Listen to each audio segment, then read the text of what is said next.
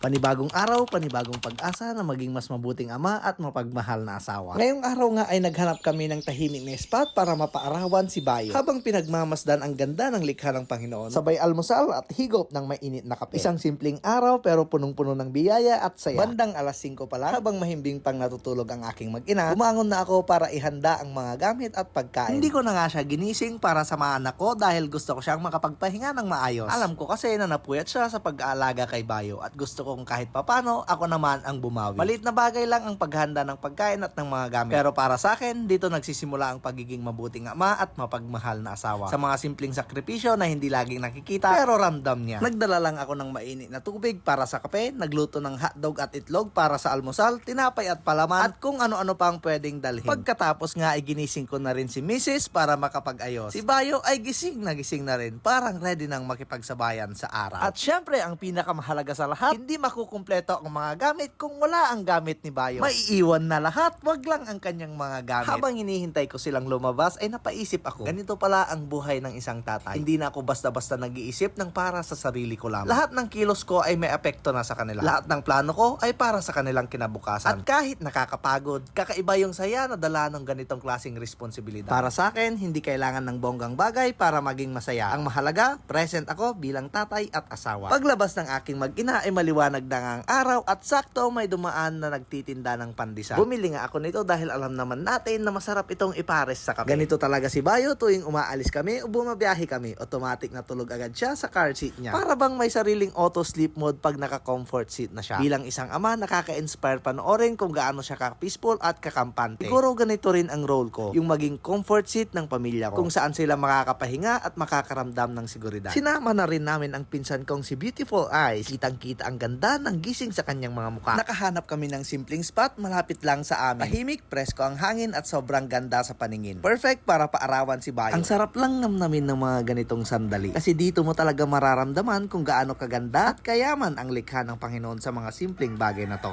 Pagbaba namin ng sasakyan, mahimbing pa rin ang tulog ni Bayo. Buong biyahe, payapa siyang nakasandal sa car seat niya. Hindi man niya ito alam, ang mahalaga sa amin ay may mga moment kaming ganito sa kanya. Isang alaala na babalik-balikan namin pagtanda niya. Para sa akin, ito ang tunay na yaman. Parang instant recharge ba. Walang pagmamadali, walang pressure, slow morning lang kasama ang pamilya. Kwentuhan habang nag-aalmusal, simpleng tawa at mainit na kape sa tabi. Bilang bagong ama, oo, may pressure, may pagod at minsan may takot kung kaya ko ba talaga. Pero sa bawat umagang ganito, yung simpleng kape, kwentuhan at pagtawa kasama sila, alam kong nasa tamang landas ako. Kaya araw-araw, hindi man ako perpekto, pero sisikapin kong maging mabuting ama at mapagmahal na asawa dahil yun ang pinakamahalagang papel na ibinigay sa akin ng Diyos.